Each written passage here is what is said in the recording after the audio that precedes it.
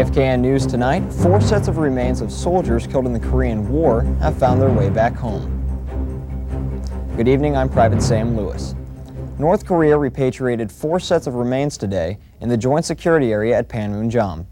Sergeant Tim Donahue reports.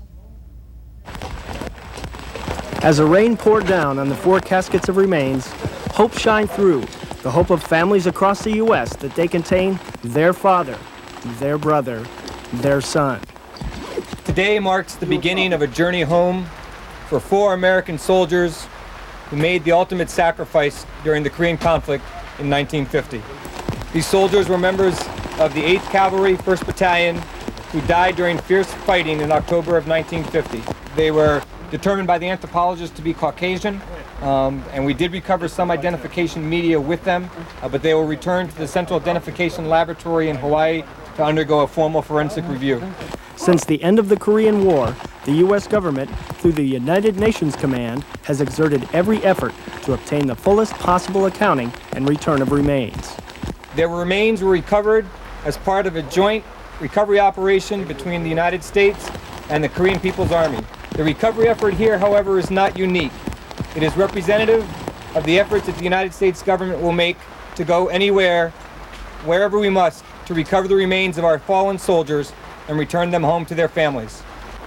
The repatriation took place on a day much like that the soldiers may have fought in. Army Sergeant Tim Donahue, AFKN News, Panmunjom. This is the first of 3 recovery operations to find the remains of MIAs this year. Before going to the JSA, Alan Liotta spent part of his Saturday taking a quiet visit to the UN cemetery in Busan. AFKN Sergeant Stan Lavery was there.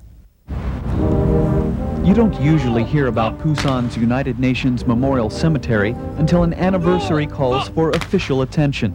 Bands play, dignitaries speak, ceremonial guards render honors. But when it's over, the music stops, the crowds subside, and silence replaces ceremony. On this morning, like most, there are only a handful of visitors. Alan Liotta is Deputy Director of the Defense Prisoner of War Missing Personnel Office. He's not here today for a diplomatic exercise, he's just visiting. I was struck by the cemetery being in the center of a very large and vibrant city, and yet it's very quiet and peaceful here, which is what should be for a cemetery as a memorial. This is my first visit to Busan. It's a very moving experience for me. I'm glad to be here and to pay honor and tribute to our men who have given and paid the ultimate sacrifice in defense of their nation and their allies.